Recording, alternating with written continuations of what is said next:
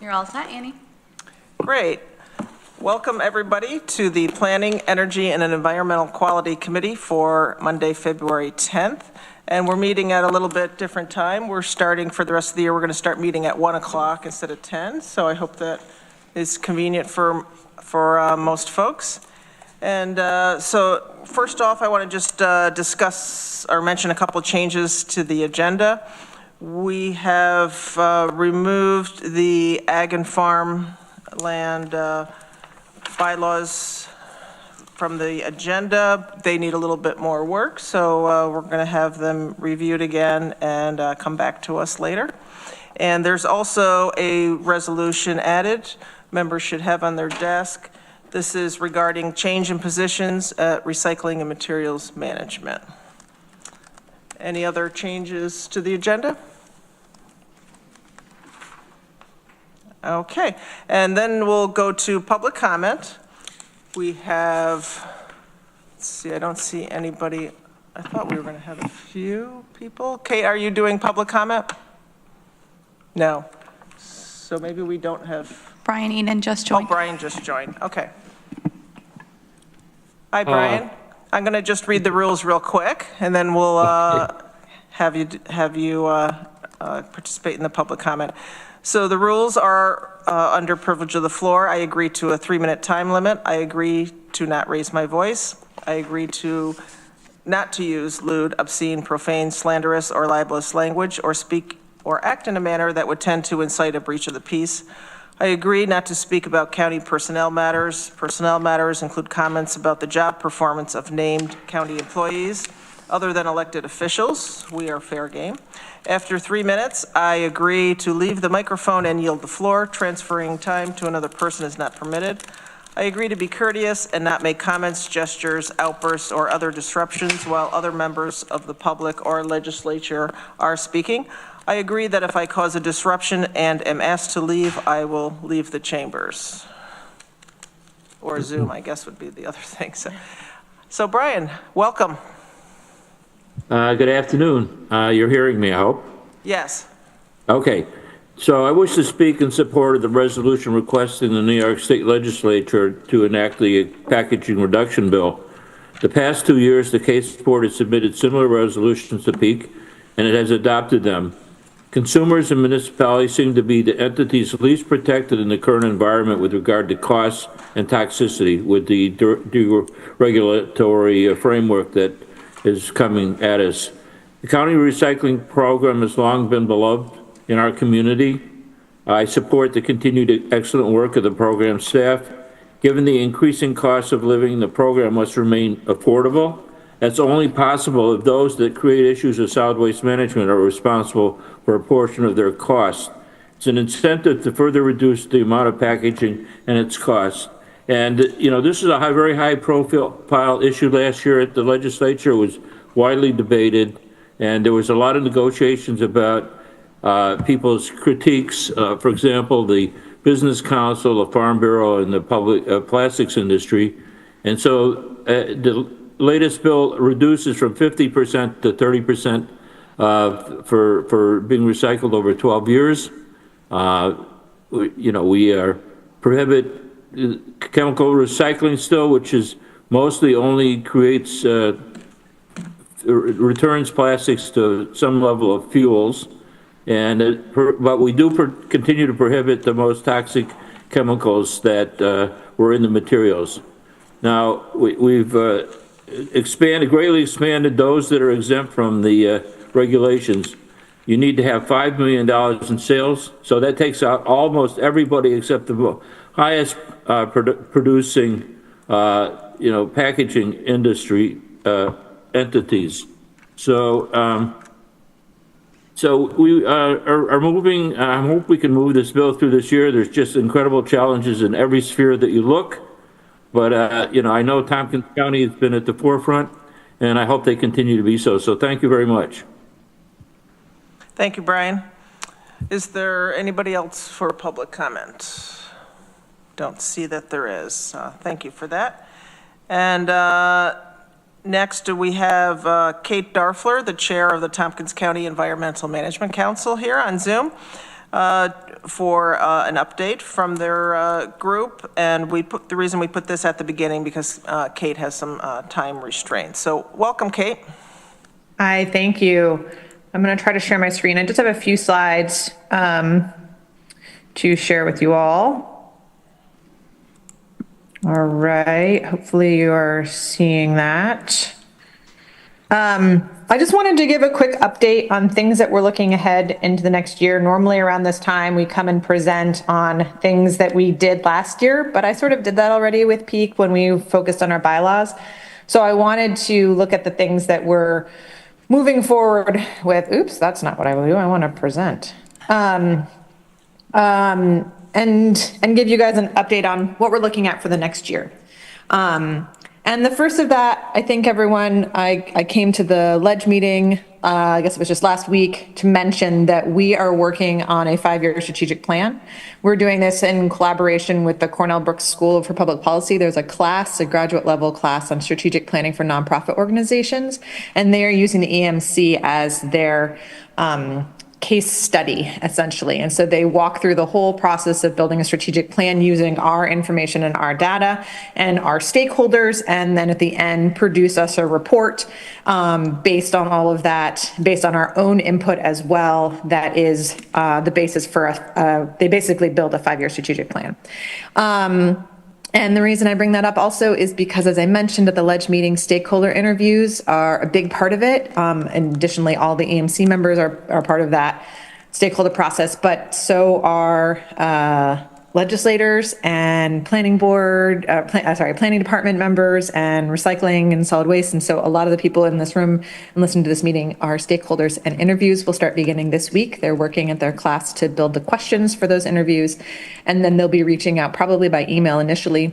The interview takes about 45 minutes and can also be, and they would love to do it in person because this is a class and they're learning those skills. But if it really needs to, because of time constraints, it can be sent via an online form as well. So hopefully you'll be getting emails about that. And we're very excited. The EMC as of late has been pretty reactionary to things that have come up or member interests. We kind of change what we're focusing on every year, and we really want to be able to start tackling longer term projects that have a multi-year trajectory. So that's the goal of a lot of this. And then we'll see if I can go. The next thing I just wanted to mention is what we're doing with the unique natural areas, which we refer to as UNAs for anyone who's new to that, and the revision process. We are at the tail end of this revision process. And what we have been working with consultants through the EMCs kind of managing them. They're through the planning department, and they're at the end of revising the last batch. And this is, like it's been 40-50 year project, first identifying UNAs, adding more, and then slowly going through revisions. And the revisions are based on better data set that we have now available through GIS to refine the boundaries. And so what that looks like is the original boundary is here in red, and that was identified on old aerial photo maps that were then brought in, and now we have better LiDAR data to go and snap to actually where vegetation changes or to property boundary lines.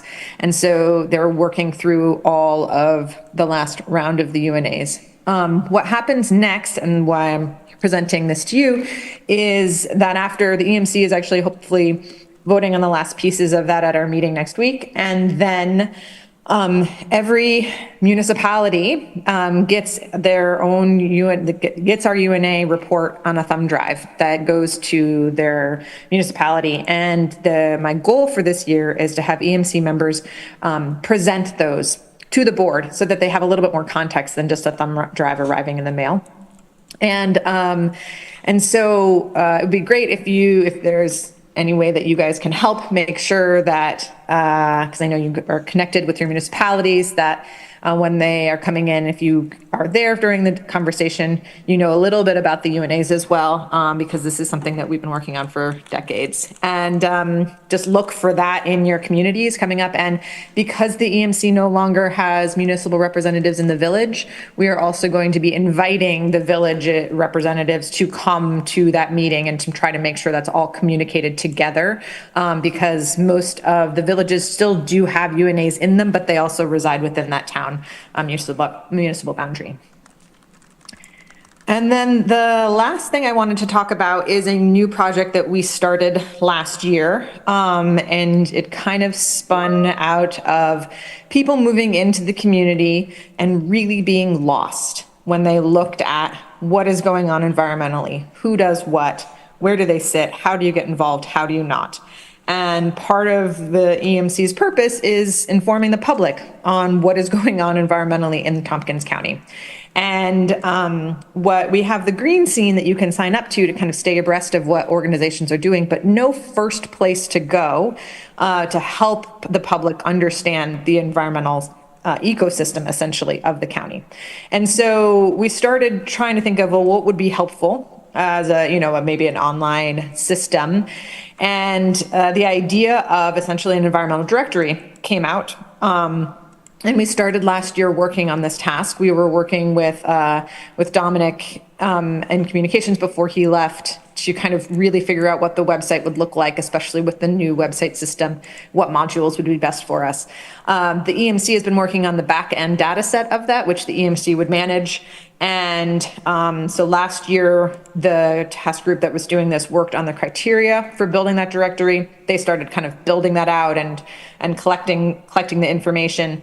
And the one interesting thing that I really appreciated that they did when they were building their criteria for organizations to be included is there had to be a way within that organization for the public to get involved. So it couldn't just be solely a sole profit business if they didn't have a way for people to volunteer or, to get involved with their organization without employment. And so that's been kind of a crucial part, or they had open public meetings or whatever like that. So that's been a kind of crucial part in understanding it. And we have a lot, and I'm talking hundreds of organizations that kind of fall into this when you look at Tompkins County. And so what we're going to be doing in this next year is kind of continuing to build out that back end spreadsheet, and then also working with the county and the new website into building that map or design interface. And the way we're looking at it right now is one of the modules is like a pet finder module, but I was imagining it instead of pet finder, what if you're doing like environmental finder? And instead of putting in Chihuahua, you put in water. And then we had tagged organizations with various keywords, and then it would pull up all those organizations. And then you'd be able to kind of click on each one and look at the data systems, the back-end spreadsheet, or at least that call out for the information. So you could see what their website is, kind of what their mission is, who to contact, where to contact, when this information was last updated, as a first stop for people to come in and understand what's going on environmentally in Tompkins County, because there's a lot of stuff going on. So that is what I have, just to update you guys, and I'm happy to take any questions. Any questions? I have one to start us off. You meant for the last thing you were talking about, kind of like this directory. I know some groups, or some of us tried to do this, say 15, 20 years ago or so was the last time. And one of the things we did was have a couple of meetings with a representative from each organization. And it was hard to get everybody there. There was some of the groups there, and we had a huge room, and it was just amazing to see all the different people from the organizations there.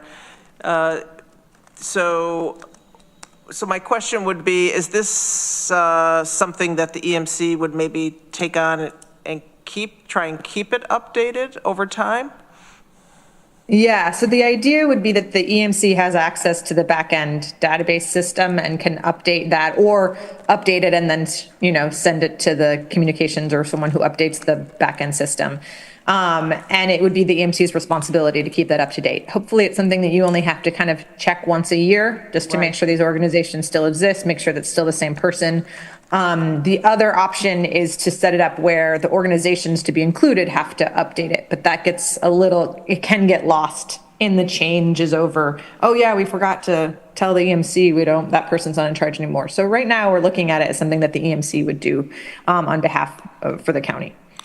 Well, great, I appreciate that. I'm assuming that would be a link that would be on the county website too? Yes. Under the Yeah, EMC the idea is it would be hosted on one of the EMC pages that we have or the planning department, depending on where it kind of everyone felt like it should fit. But the new website, I mean, the EMC went down to maybe only 5 pages out of 40 with the transition to the new website. So we've really consolidated our information that we have out there. And so we just want to make sure that this is one of the pieces that's there too. Well, thank you for taking this on. Any other questions or comments? Anything else you have, Kate, for us today? That's all I've got right now. So be prepared for some students to reach out to you. Think about things that you've envisioned for the EMC and to put into our strategic plan. And I'm sure I'll update you guys more once we have that final document and we're kind of looking ahead and analyzing what it says. Great. And I believe you said when you presented at the legislature that the emails for the survey will be coming directly from the students. So look for something from somebody we don't know. Exactly. Yeah, they'll be coming from the Cornell students. So just look for it. Hopefully they're titling it EMC strategic plan, but I'm trying to get out ahead of it to make sure people are looking for it and doesn't get lost in their email, because they only have about a week to turn around these interviews before they're supposed to be analyzing that. It's only a 7-week class in total. So it's a very, quick time frame. So if that can be made a priority, I would really appreciate it. Okay, great. Thank you. Well, thanks for coming today, Kate. Perfect. Thanks so much. And next we have minutes approval from January 13th. Would anybody like to move the minutes? Veronica moves. Amanda seconds. Any discussion, corrections, questions? Okay. Well, before we vote, I know it's on the floor. I forgot to mention earlier that legislator Greg Mezey wasn't able to make it today, so he was excused. He had some other, with his other business responsibilities. So there's 4 of us here in chamber, though, to vote, and so we have a quorum. So all those in favor of passing the minutes as written? That's unanimous. Thank you.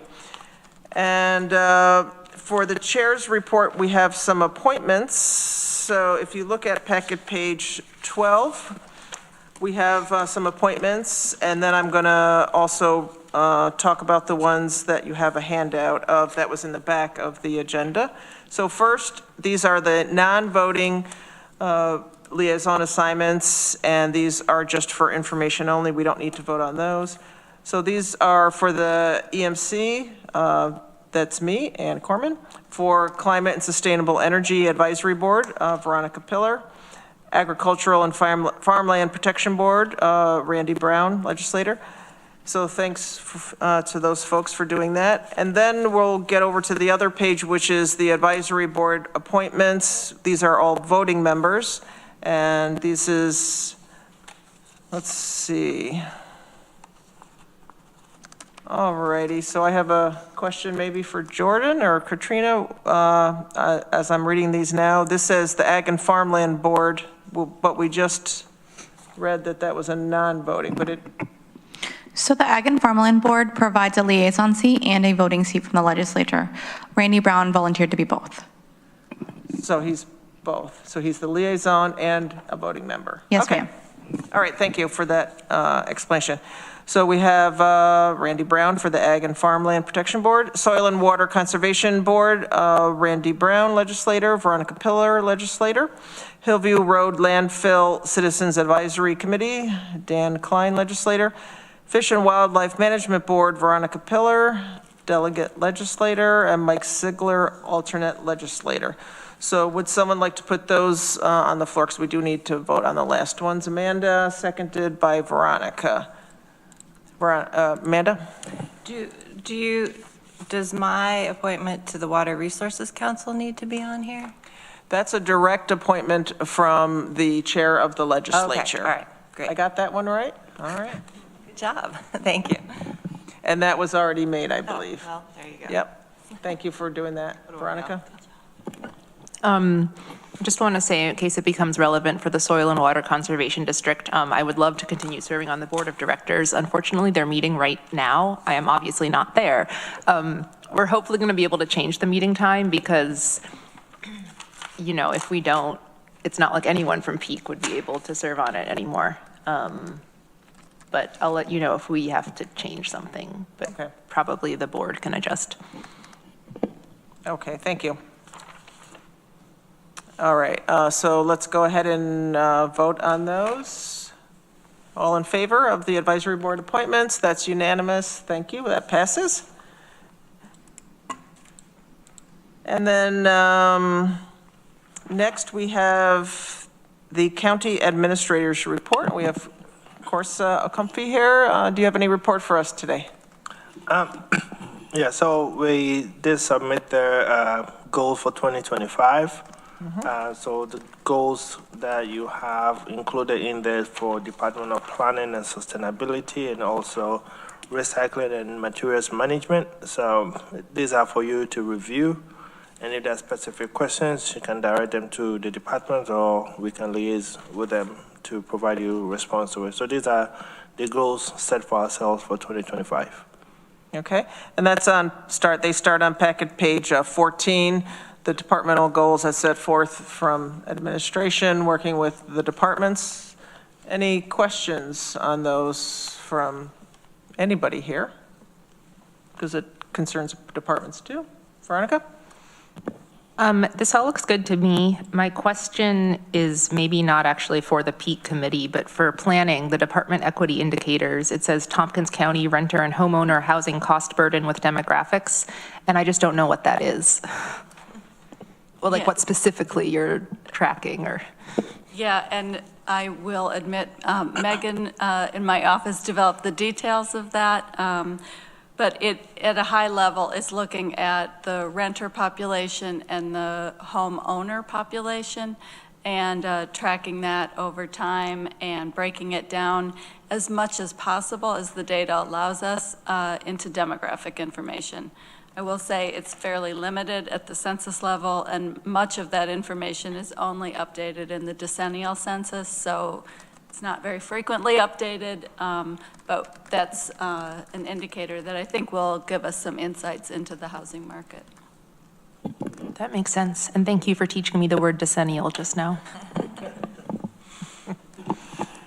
Any other comments, questions? Rich? Yeah, I think you were at the HED meeting last week, and we talked a little bit about the housing needs assessment, and perhaps it's time for an update on that. And I was wondering, you didn't get a chance to talk. I was curious. Yeah, I agree that we do need to update the housing needs assessment. We have had limited staff to run the ever more complex housing community development fund and do the housing snapshot and the other housing work that we do regularly. And we've been tasked with trying to kind of find points where we could move the dial on housing in the community. So we've been working directly with municipal planners, trying to figure out if there's support we can give them around land use and zoning and training for their boards to help with that process at the local level. And we've been trying to develop some kind of potential revolving loan fund for bridge construction loans for developers. These kind of programs to try to move the needle on housing. So at this point, we've been prioritizing staff resources, working on trying to solve the problem rather than quantifying it further, because at this point, our housing snapshot that we do every 2 years shows that we are not meeting our goals from a decade ago. So I think it's just a new housing needs assessment would just tell us again, it's worse than it was. But I agree, it needs to happen, but we haven't had the staff resources dedicated to that at this point. If I could follow up. Yeah, it's, what's concerning to me is that from the IDA standpoint, we've helped add a tremendous amount of housing, certainly market rate, but also affordable, and done almost nothing in the middle ground, say workforce housing. And I'm also hearing from landlords that the vacancy rates are going up, that they're actually not renting the way they used to.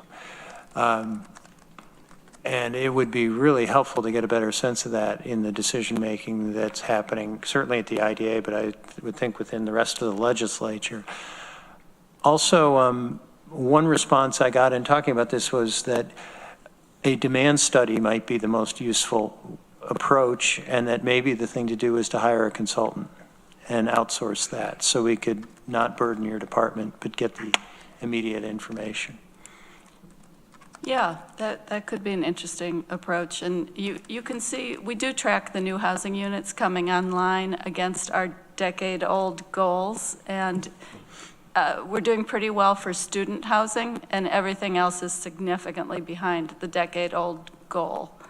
But it's interesting what you're hearing about softening of the rental market. I think it's mainly student rentals. And, you know, you added 2,000 beds up at Cornell, and they're talking about another 800, I think, up at Maple Hill. You know, that's a market that I think has changed pretty substantially, but, okay. I know this probably is discussion a little bit more for HED, but since it's brought up, Talking about planning goals. Right. Right, and I'm on HED too. So, yeah, I'd like to see the planning department keep working on the things that they're doing to actually help with housing, working with municipalities, looking for land, you know, and infrastructure, grants, all those type of things are real. I think the real substance of trying to move us forward and, possibly look at, hiring somebody else to do, if we need to re-up this survey and the housing snapshot. So that's just my 2 cents on that.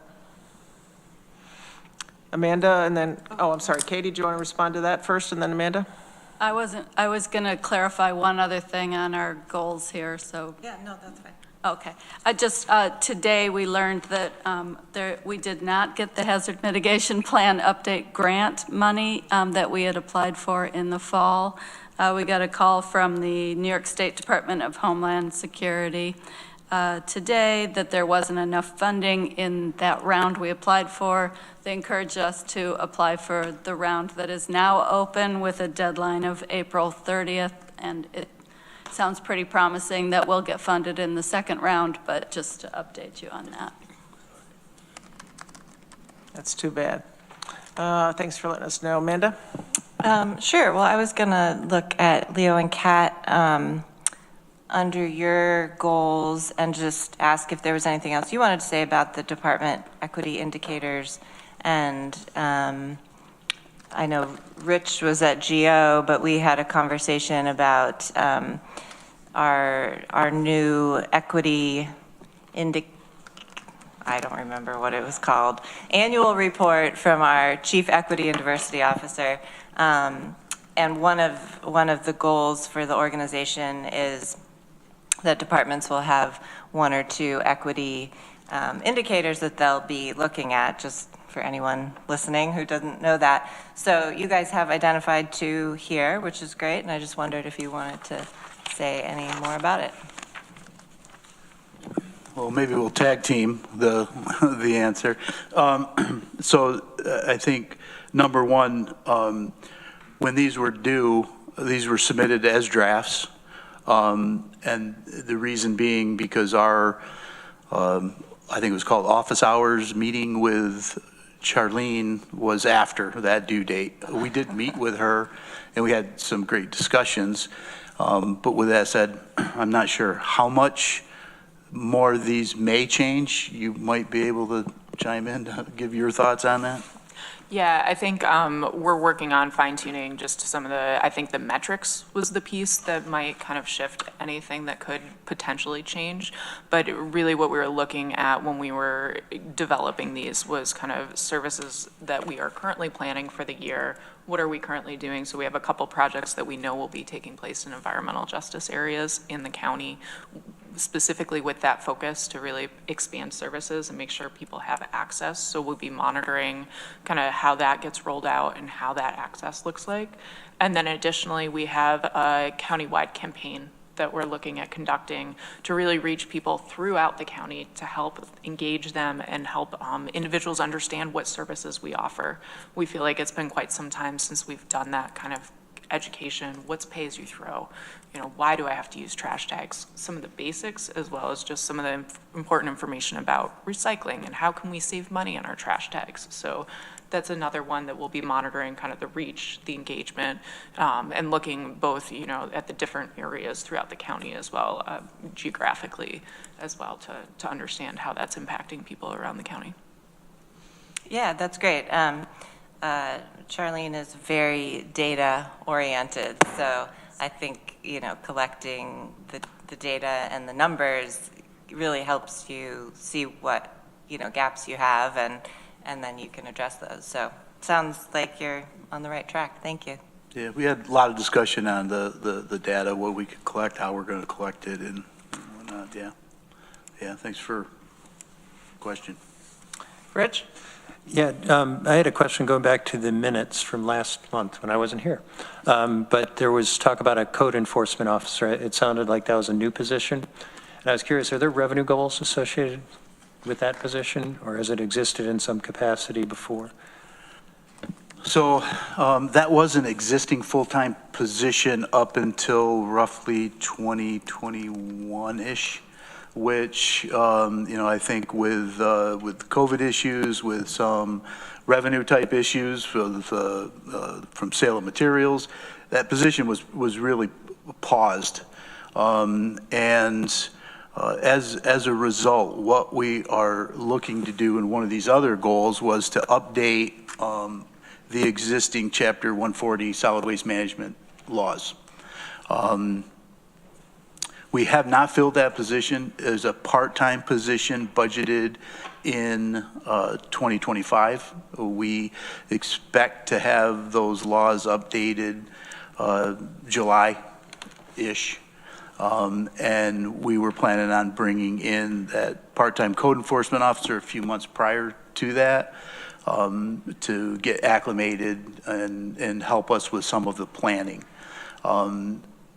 Code enforcement, it's well needed in the recycling, mandatory recycling laws. That's kind of fallen by the wayside, and we're seeing some of the negative impacts of not having that code enforcement officer. As far as revenue goals, we do not have any revenue goals, but one of our goals in updating those laws is increasing some of the fines. You know, illegal dumping as an example, going back 30 years ago, the fines for illegal dumping was, don't quote me on this, but you know, $50.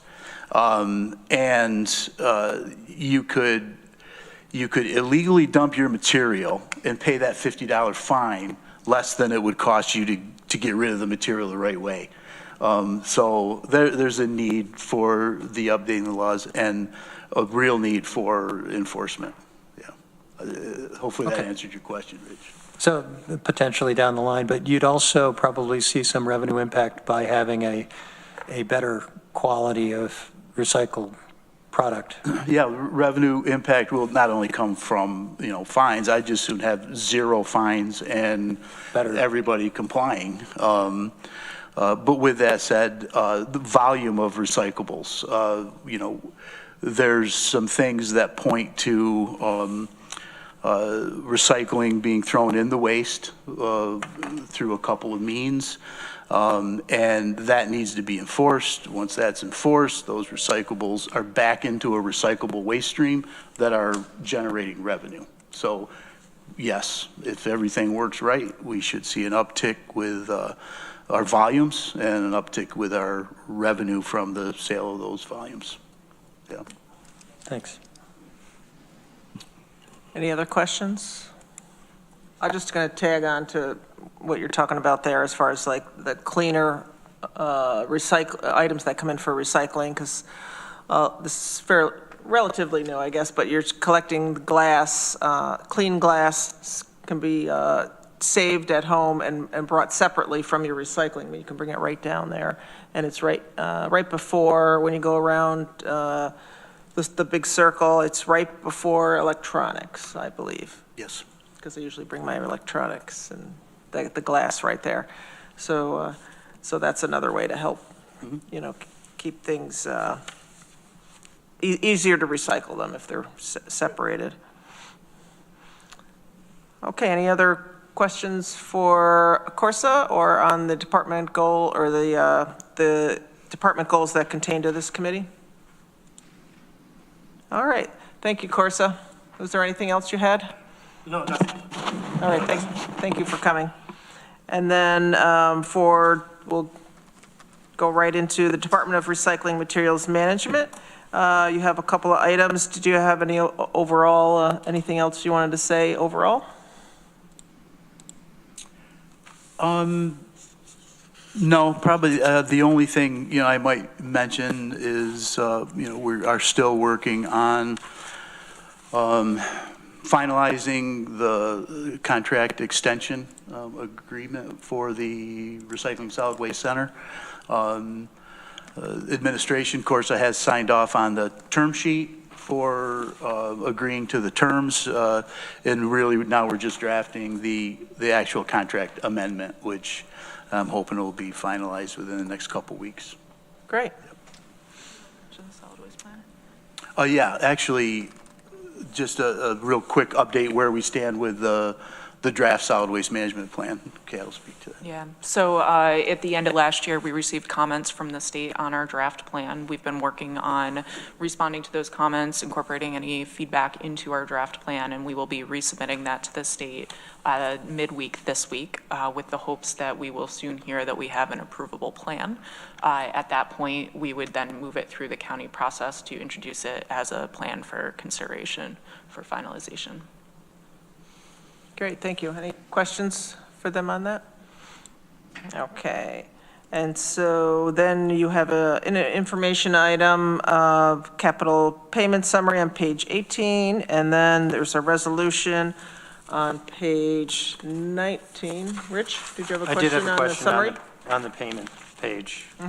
It looks like the paid to date in a couple instances exceed the total project amount. Have those run over budget? Yes, they ran over budget. We had some change orders. We had concrete issues as far as expanding areas of repair. And there's also some planning and design costs for a 2025 project that's in there. Are those the total costs at this point, or do you anticipate more expense on those two projects? There'll be more expense on the upcoming project. The one from December 21st?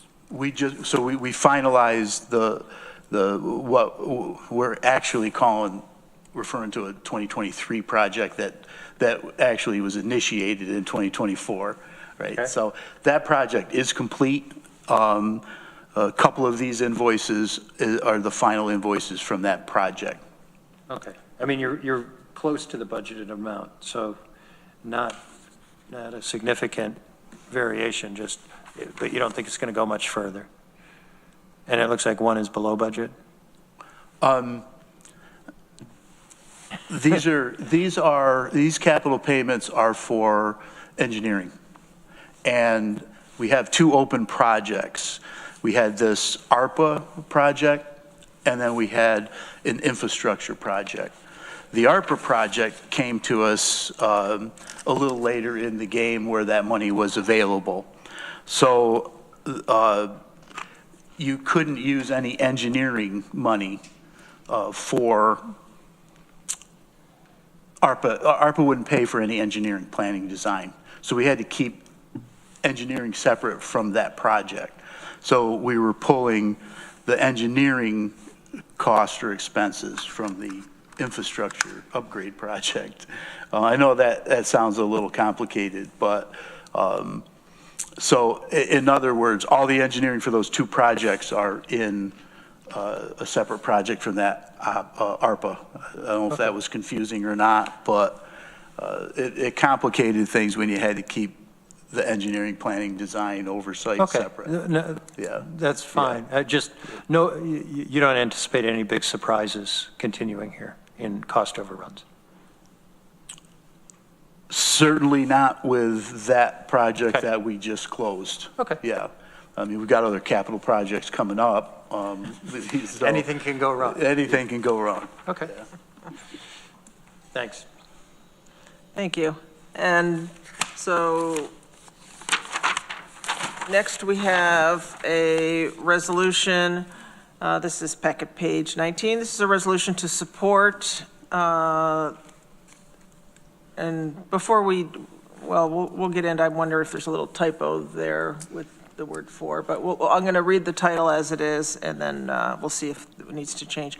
Resolution to support for the New York State Legislature to enact the Packaging Reduction and Recycling Infrastructure Act. So we'll put that on the floor. Amanda moves it. Veronica seconds. So that's on the floor. So I was just wondering if the word for after support, should that be taken out? Thank you for pointing that out. That should be removed. Okay, is that friendly? Yes. With everybody? Okay. So I'll just read it again, the first part of it. Resolution to support the New York State Legislature to enact the packaging reduction. Okay, would you like to talk about this a little bit? Sure. So as it was mentioned in the public comment, extended producer responsibility for packaging is a strategy by which manufacturers, producers kind of are held responsible for the materials that they're putting out with their consumer products. Local municipalities really bear the operational and financial burden currently of recycling, and consumers as well feel that responsibility of making decisions of how to handle this material, that when they go to the store, they buy a product, it's in packaging that they're not choosing specifically what kind of packaging this product is coming in. And so it provides a variety of challenges just in making sure that material is truly recyclable, how the handling systems go, and it adds up in cost. So extended producer responsibility would shift that burden to the manufacturers. It would incentivize design for recyclability and reuse, so reducing the quantity of materials in the waste stream and making it more divertible. This is the 5th year that something has been introduced at the state level, whether that's through the governor's package or through legislation like this one. And so we wanted to bring this forward again for consideration because we see this as being something that would really help local communities reduce waste. Mm-hmm. Yeah, we just, also, what I use as an example, because sometimes EPR can get pretty complicated. We just submitted our electronics recycling report to the state for 2024. So when we talk about EPR, lots of times I'll reference this because this is a form of EPR. We recycled as a county, or at least through our recycling solid waste center, I should say, 81 tons of electronics. And that is the processing of that material is now all paid for by those manufacturers of the electronics. If we were to pay for those 81 tons, the cost would be between $40,000 and $48,000 annually for those tons. And remember, colleges are, their electronics aren't coming to us. As a matter of fact, even ITS with the county, those recyclable, those electronics are going right directly from their location as well. So this 81 tons is really kind of a smaller number of what's being recycled within the county. But I just thought I would make mention of that, and as far as how it does impact us. And we're looking forward to some future EPR legislation. Thank you. Amanda? That's a great example. Thank you. And I think, as a consumer, it's not even just about saving money. It's about making somebody who's producing something accountable for, you know, what they're putting out into the world. And I think if they don't have any responsibility for it, they don't have to think about it. They just do whatever is easiest for them, and, you know, everyone else deals with the consequences. So I love this. I've loved this for a long time. Is there any hope that it's gonna pass? Is there anything more we can do? I think we ask that question quite often to you know, some of our contacts in other areas, and I think really the best I think that we've heard is like 4 years as far as to implementation. You might have something more updated on that. Yeah. 4 years or? Oh, I thought you said 40, but you.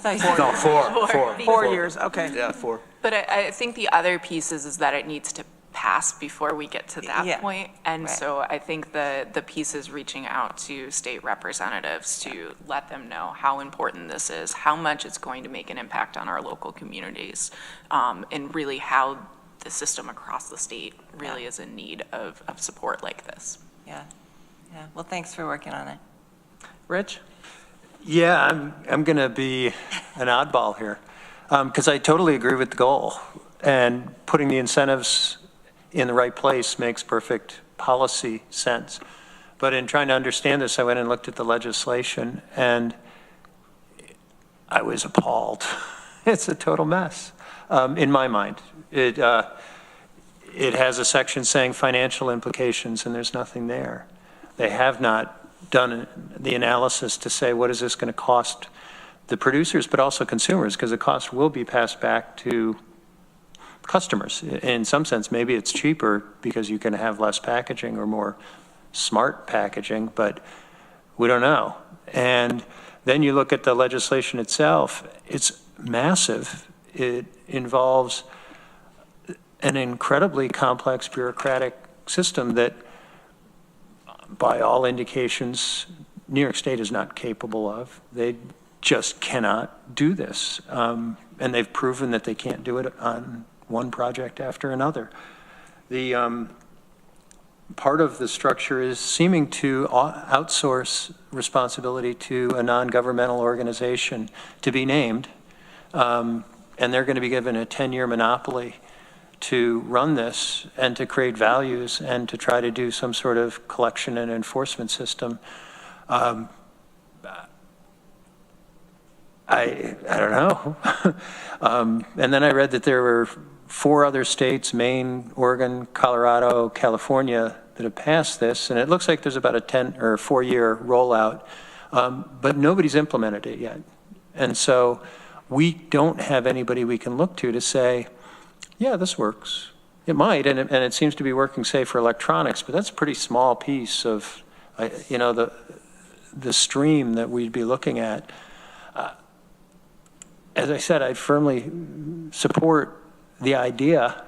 I just wish New York State was better at it, and they could write a legislation that you could actually read. I mean, I got lost over and over again trying to figure out, how are they creating value? How are they going to determine value for one set of packaging over another? And it all seems to be determined and somehow arrived at. I don't think we're ready. I don't think this legislation is the stuff. Amanda's going to disagree with me.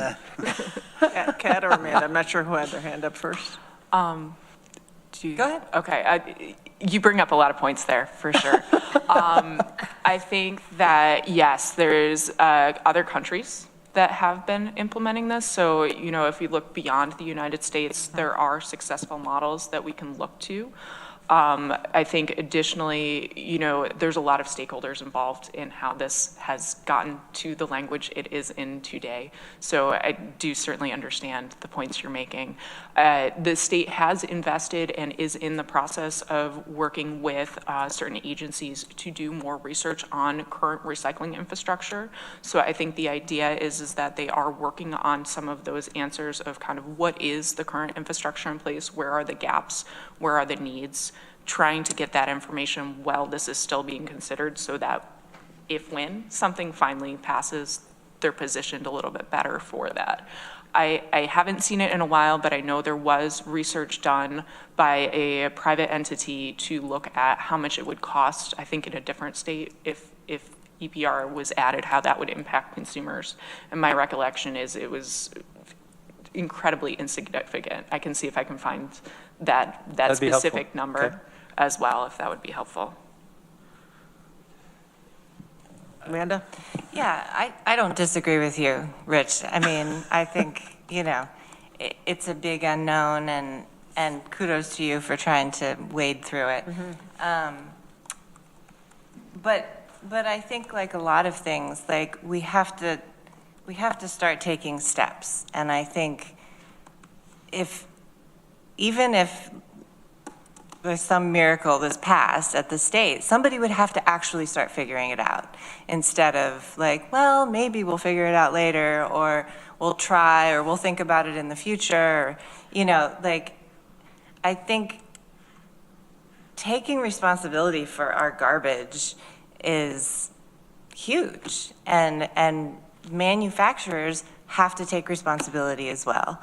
And I would probably tend to agree that New York State is not ready, and there are so many other priorities, and there's so many things, everyone is dealing with. But until we pass some resolution, some policies like this, it's not going to happen. So I think even if, they're not ready, we got to start somewhere. And if other states are doing it, or other countries, even if they haven't started implementing, like, people are on this track, we need to keep pushing it forward. So. Yeah, thanks. You get extra brownie points for your first peak meeting, and for trying to read through that legislation. I will just wanted to add to, I agree with all that was said, and I just wanted to add, I know it's been trying to address this for years, and the corporations, the big businesses that produce some of these materials, for instance, we'll just say electronics, and when people are talking about different things, electronics just keeps putting off red flags because the amount of poisons that get into the environment, the amount of exposure to poisons that people have, whether here in this country, a lot of times they get sent over to other countries. I'm sure you've read articles and seen things of people trying to, deal with these, or they get put in piles and the stuff leaches off into their drinking water. I mean, it's just really not, we don't have a plan. We don't have a plan. And people are really getting hurt, and the environment's really getting hurt trying to deal with this. So even if we got something really cohesive for electronics, that would be a huge step. And I know this addresses that and more. And the last thing I wanted to say is that the corporations that have been forced to do this already, because they're large manufacturers and they send it to different countries, well, they send the environmental packaging or less packaging to the countries that require it, and then they send us the cheap, I'll say mostly plastic and lots of, packaging to us because we let them. So they can do that, and they even have 2 streams of it. So they figured that out. And if they could do 1 stream, maybe it wouldn't be that much more money. And again, it's wrong for us to have to take care of that. We're just talking about life cycle, protecting the life, when you're producing something, being responsible for the life cycle. So that's my little rant on it. Anything else on this topic? All right, so we have a resolution on the floor, I believe. So This is the resolution to support the packaging reduction on the state resolution. So ready to vote? Okay, all those in favor? All those opposed? Okay, that passes 3-1. Thank you for the very You're allowed to be robust. difficult on your first meeting. First meeting, but yeah, get in Beyond line. this, you better get in line. It's good to challenge, good to question. Thank you. Yeah, it just, in principle, it makes perfect sense. Yeah. Yep. And then concerning the recycling department, we also have a resolution. This was, should be on your desk. This is the one to change. It's entitled Change in Positions, Recycling and Materials Management. Would someone like to put that one on the floor? Veronica, seconded by Rich. And would you like to speak to this one a little bit? Yeah, I can simplify this pretty quickly. Thank you. So this resolution is just correcting an error in position ID number. In a nutshell, we have one full-time driver position budgeted. We have a part-time position budgeted.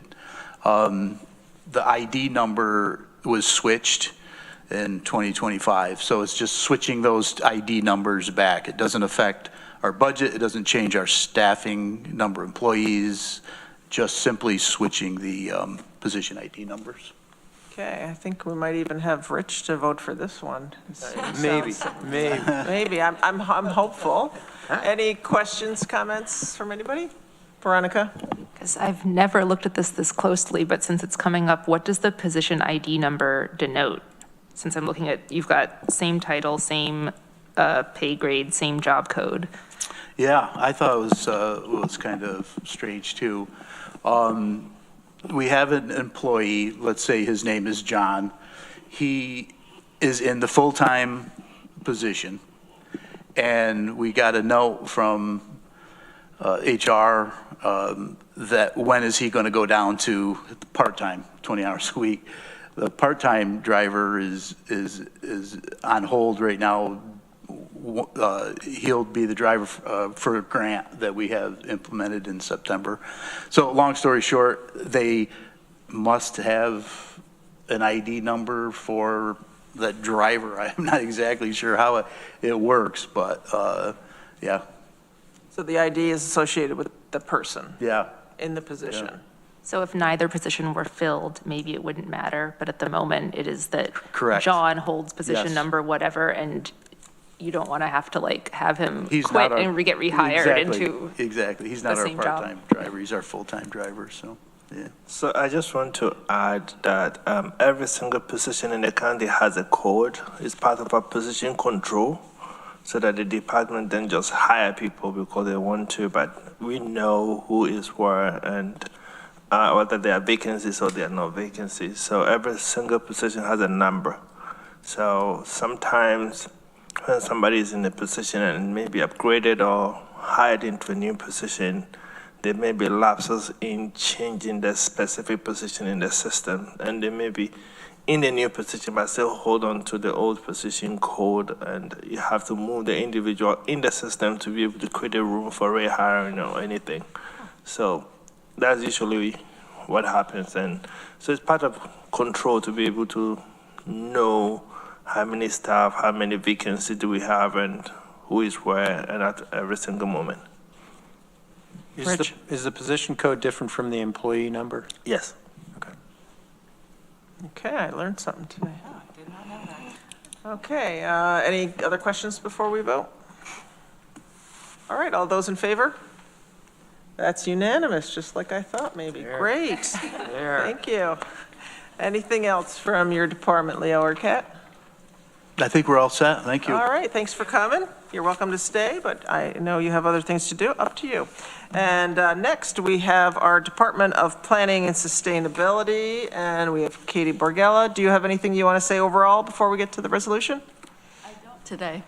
I'm happy Okay. to answer questions if people have any, but I don't have anything. Okay. And then we have Haley Delisle for, regarding the resolution coming up. So why don't I get this on the floor? And this is packet page 21. And this is budget adjustment, doc ID 13089, Department of Planning and Sustainability, New York State Energy Research and Development Authority, NYSERDA, Clean Energy Communities Grant, improving health with portable induction cooktops. Would someone like to put that on the floor? Rich put it on the floor. Veronica seconded it. And so would you like to tell us a little bit? I know we've talked about, the whole program overall. Would you like to tell us about the resolution or anything about the program? Sure. So we've been buying these cooktops in stages, mainly because of storage.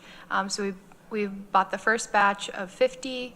I heard from Healthy Neighborhoods last week that they have just 8 left. So we'll be ordering more shortly. But this is just moving that money from last year to this year so that we can continue purchasing the cooktops through that program. What's your address? Any questions, comments from anybody? So there have been about 50 put out in the community? Yeah, just about, yep.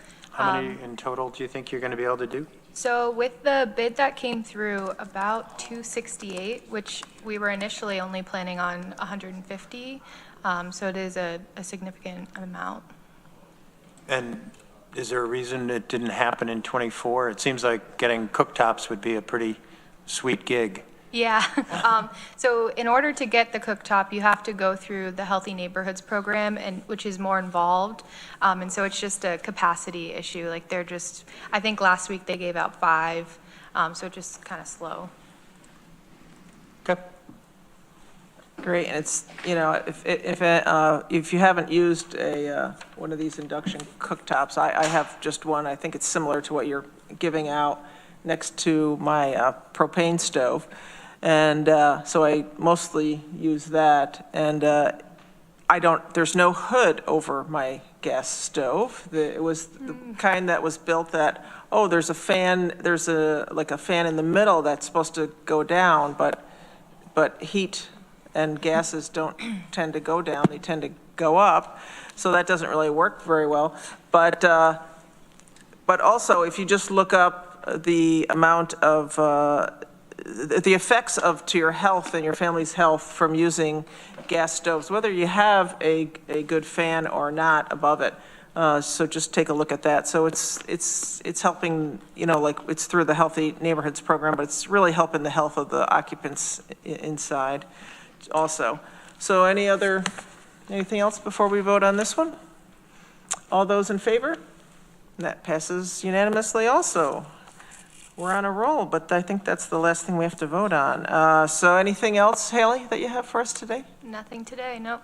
All right, well, thanks to you and Katie for coming today, and you're welcome to stay. We have, again, just to say we are not going to talk about the next thing on our list, the ag and farmland bylaws, so we're going to have them go back for a little bit more revision and updates. And let's see, I think, Jordan, did you say that the next thing on our agenda, because we're ahead of our agenda by about 30 minutes, and the next thing is the case board report. And did you say, I think you said that Irene Weiser, who's going to give that, is not going to be able to be here till 2:15. So can we do a little break, adjournment? How would we do that while we're waiting for that? I mean, unless there's something people want to discuss, a recess or something. We're gonna find out how to do that, and we can just keep chatting or. I could continue to complain about New York State government for 15 minutes. Yeah. We can recess. We can recess. Annie. Okay. Annie. Yes. Oh, yes. How do we do that? Maybe we could move it to next month, so we're not wasting folks' time. There was a lot to do to get it ready for today, so I'd assume not move it, since we have time too. We do have time, but if the person's not here and it's the last thing, but You're the chair. So let's, yeah, why don't we just take a recess for 5 or 10 minutes till Irene shows up on the Zoom? Okay, thank you.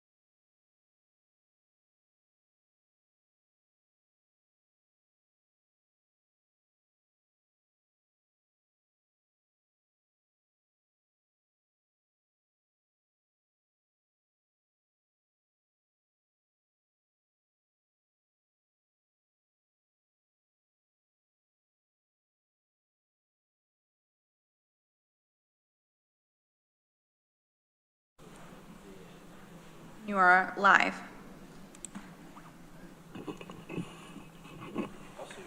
Okay, we're back from recess for the Planning, Energy, and Environmental Quality Committee. And next up on our agenda is a kind of like a yearly report from our case board. That's the Climate and Sustainable Energy Board. And we have Irene Weiser, the new chair of that board, with us virtually. Hi, Irene, can you hear me?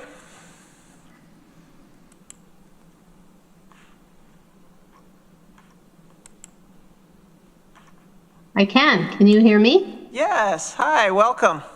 Hi there. Thanks. Happy to be here.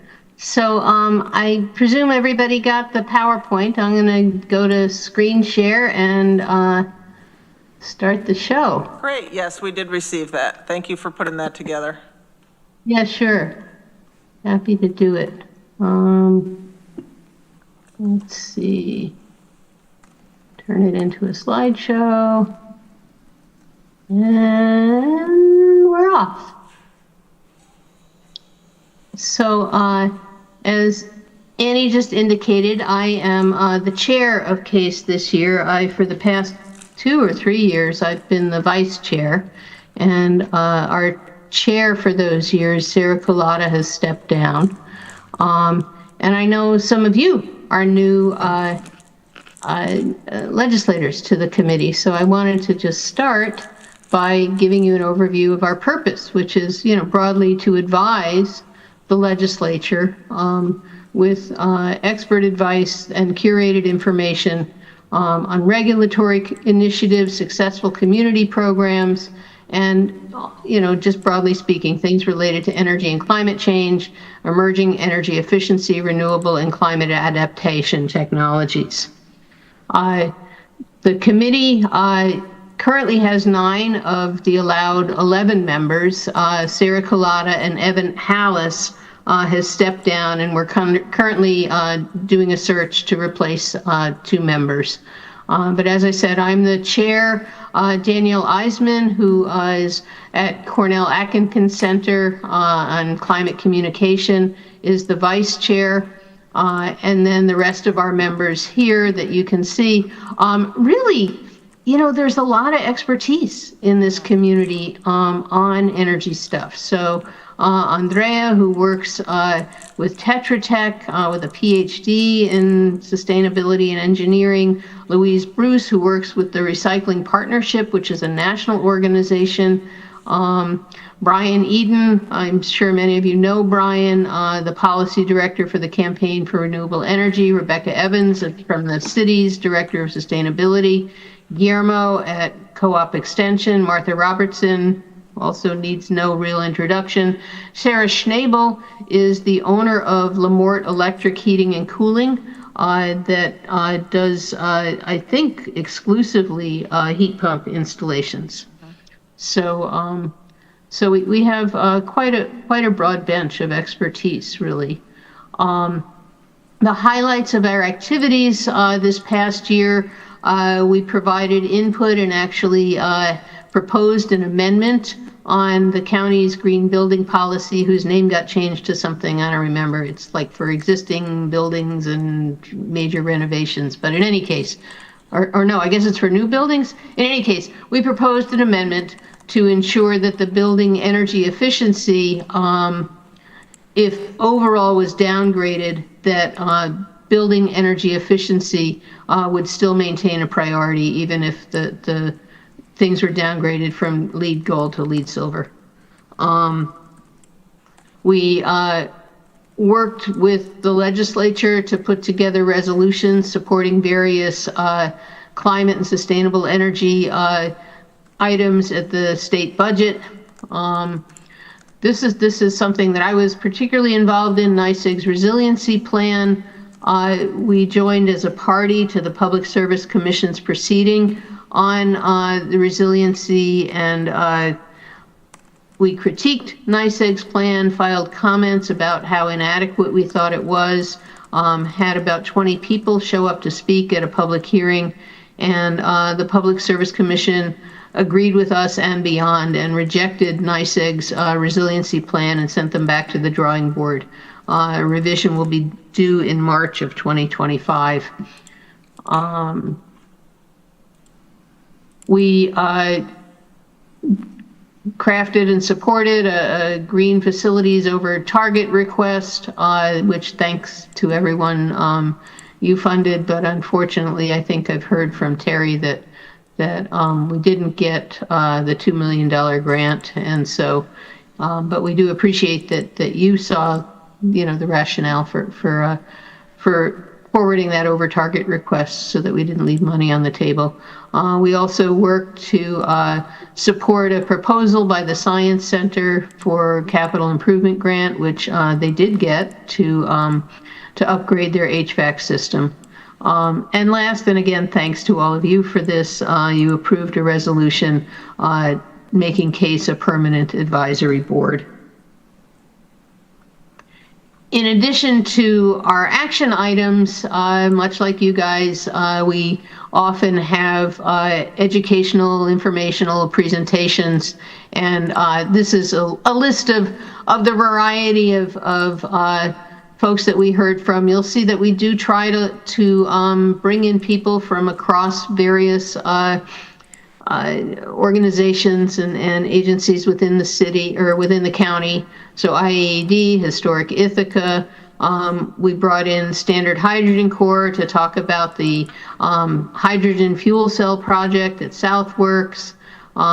Worked, of course, with the Department of Planning and Sustainability on their electricity emergency response plan. We toured the Ithaca Downtown Conference Center, which I suspect you are already aware is an all-electric building, one of the first, I believe the first in the country, including an all-electric kitchen.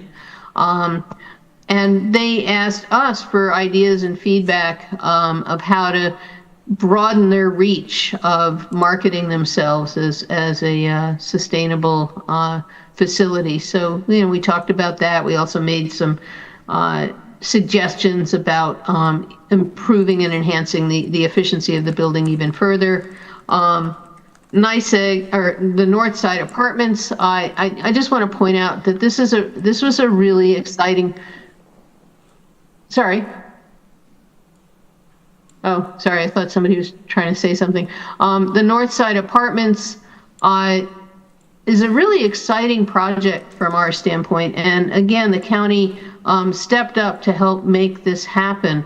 I don't know if you're aware that the initiative that we pushed forward here, really thanks to Brian Eden's tenacity and connections in Albany, became not just a one-off of an affordable housing, sustainable affordable housing thing here, but actually set policy in New York State for subsidized affordable housing had to be built using all electric equipment.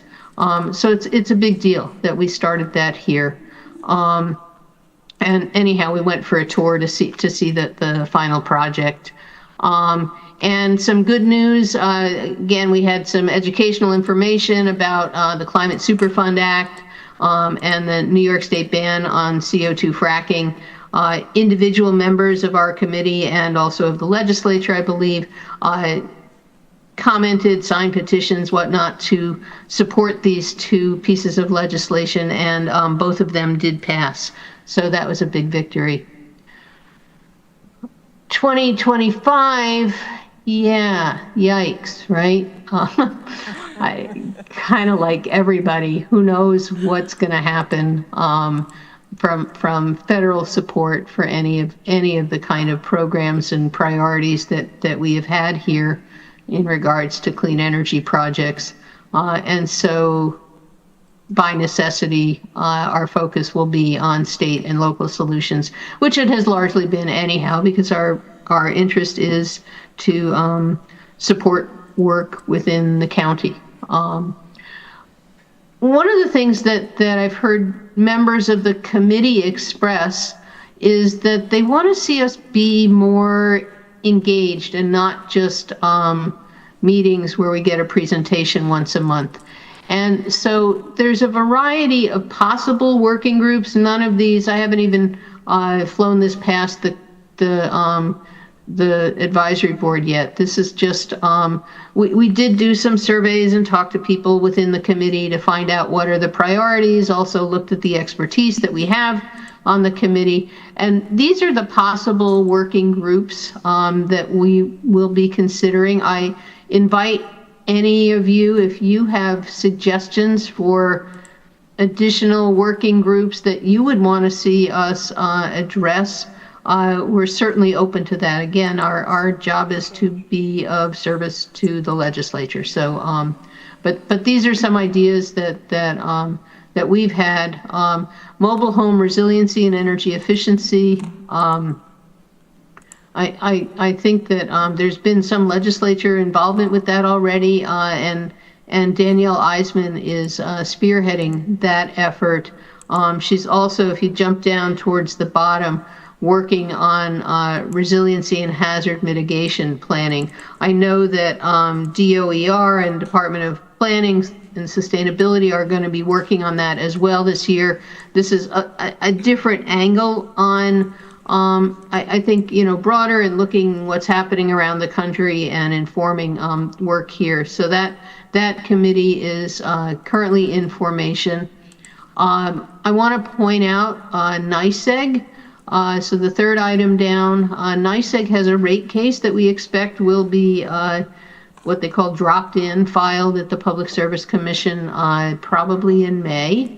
And in addition, I mentioned already the resiliency plan.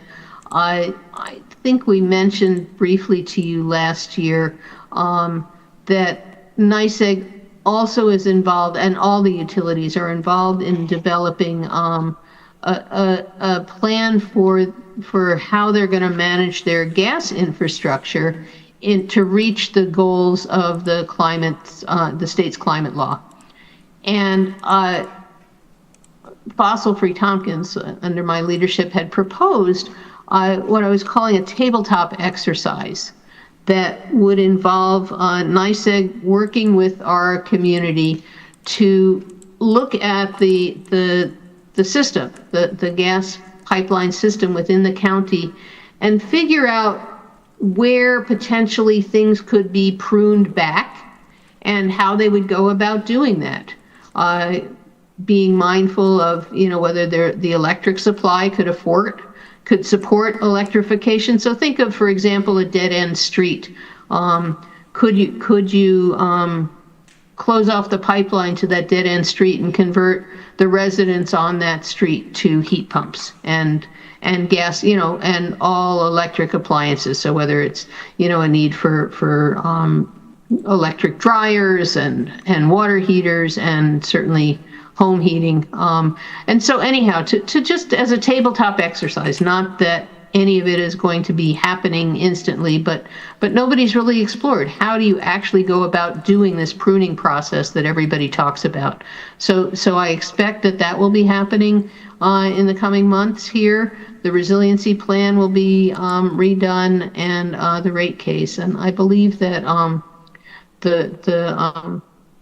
Terry and Haley will be somewhat involved in the rate case, and likely I will be as well. Interested still in New York State climate and environment policies and whatever government affairs with other agencies, possibly with NYSAC. And another issue is the energy use of crypto and AI. There's some rumor / concern of what's going to happen with the old power plant up in Lansing, and whether they will be doing crypto mining and/or AI, and what kind of resources are needed to support that and maintain grid reliability. Also, more broadly, how do we look to integrate renewables throughout the county? Building energy use and affordability is another issue that concerns many of us. And coordination with TCOG. So those are possible working groups. There's almost as many working groups here as we have members, so we're certainly not going to tackle all of this. But these are ideas, and we'll see where the interest lies. And that's what I have for a presentation, but I really would welcome any conversation about the ideas or any questions you have of what we've done to date. So thank you. And I will stop sharing unless people want this up. You want to just leave it up just in case? Sure, can do. And to see if people have questions on it. So this is Annie. I just want to add, I know you talked in here, regarding gas infrastructure and pulling back from that. I know you didn't mention it today, but I know it's been discussed in your group and in other groups regarding industry. There's no way right now to pull industry or to encourage new industry. Often, especially if they're into certain types of manufacturing, they often need natural gas. So I just want to let folks know, that that's been part of the discussion. And weaning houses off of natural gas actually can make more natural gas available on the same lines without having to expand or increase the pressure in some areas. So is that accurate, Irene? Yeah, that's exactly right. And that's the vision of the Lansing non-pipe alternative project. And NYSEG gives reports every year about the degree to which pressure drops in the Lansing area and also in some other areas around the county. And really there haven't been dangerously low pressure drops in quite a while. So, so things are looking good there. Sounds like they're stable. Amanda? Thanks, Irene. Good information, and thank you for all the work that your group does. Just a more process question. You said you have a couple of open seats now. How does that usually go looking for folks? Do you have a hard time recruiting people to get to join the board? Just wondering, I know some boards, have open seats that last for a while, but you guys seem pretty active. We last year we had more applicants than seats. Right. We just sent an announcement out a little less than a week ago. I think it was last Wednesday, and we asked for responses by this Wednesday. I know 2 people have contacted me to just say, "Oh, I really want to apply for this." So there's at least 2. And I suspect there will be others as well. Great. Well, maybe you could also encourage them to join a different advisory board if there's no spots on yours, because there's a lot of advisory boards that need people. Yeah, well, I think some of it would have to do with whether the interests align, but also with having working groups. Our interest is to be able to pull people in who have the expertise to work on these various topics. So even if they're not on the advisory board, that they could continue to participate and contribute in areas of interest within working groups. Yeah, but great. But I if you let me know of simpatico advisory groups that are looking for people, I'd be happy to let them know. Great, thanks.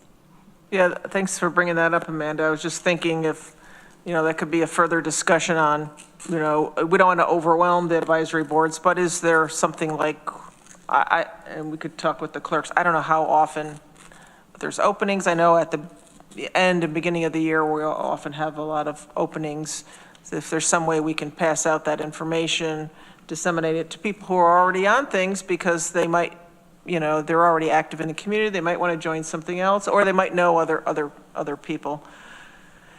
Any other questions, comments for Irene?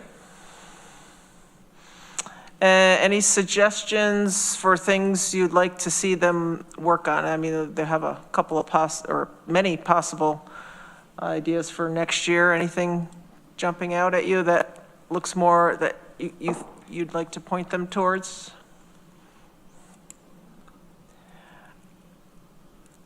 I know waste reduction if you're working on that, I'm sure you'd reach out to recycling and materials management to see how that could interface with what they're doing, right?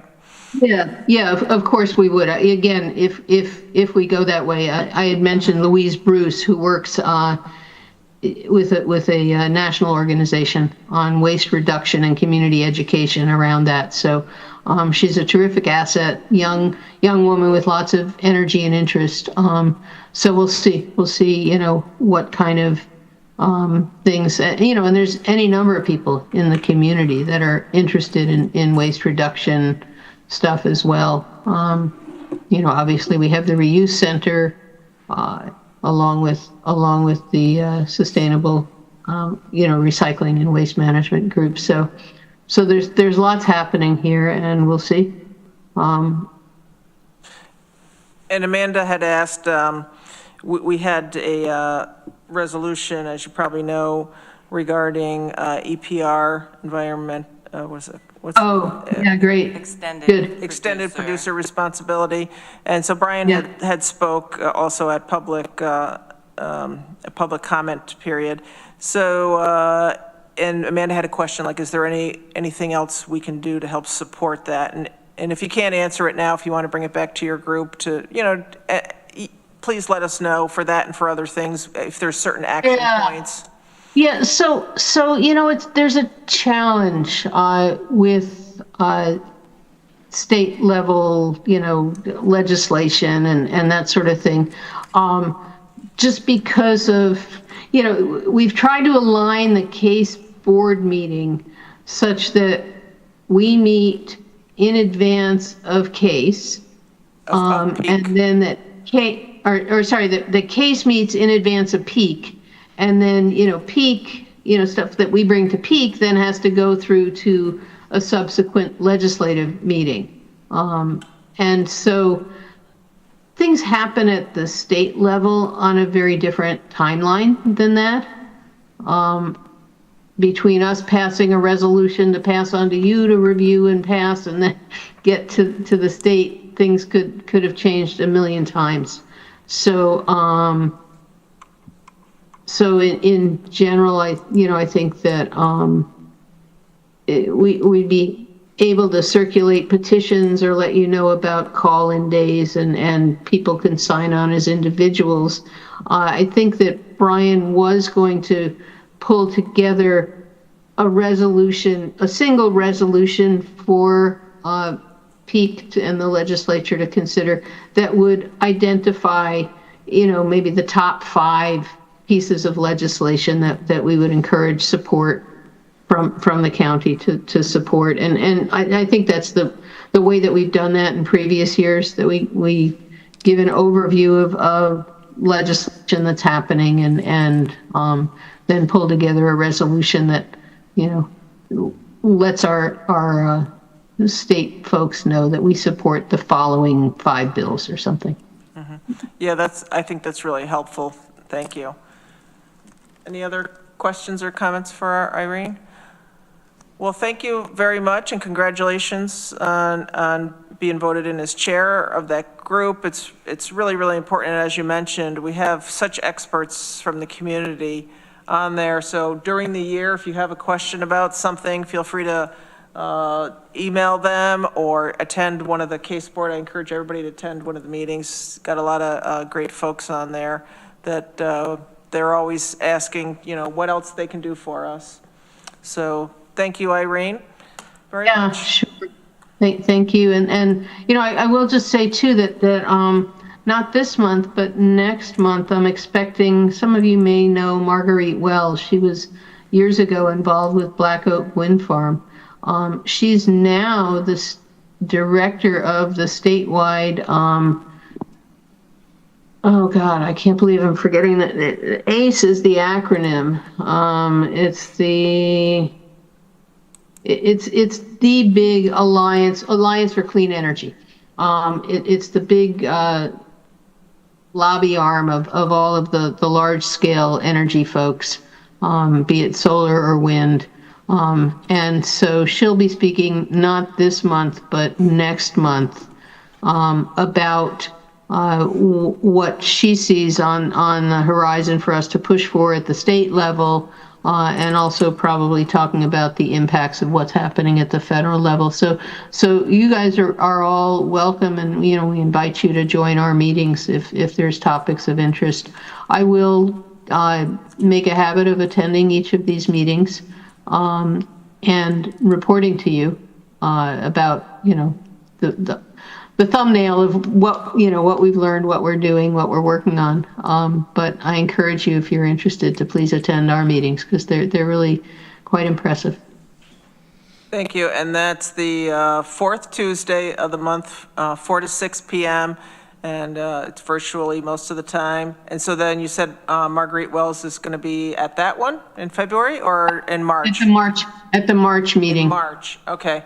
Yeah, I'm going to try and attend that, especially I worked with her, as you might remember, when I was on the Black Oak Wind Farm board with her. Quite impressive.